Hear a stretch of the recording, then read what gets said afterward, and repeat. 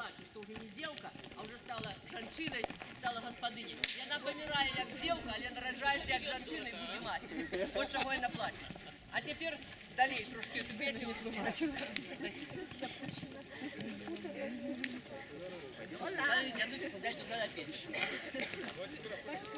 Які терапина? Что? Тихо, одну секунду. 4 години, а потім терапина. Тихо, тихо. Будь ласка, дайте Ты так говоришь, а когда это походишь. Чекайте, может я выбилась.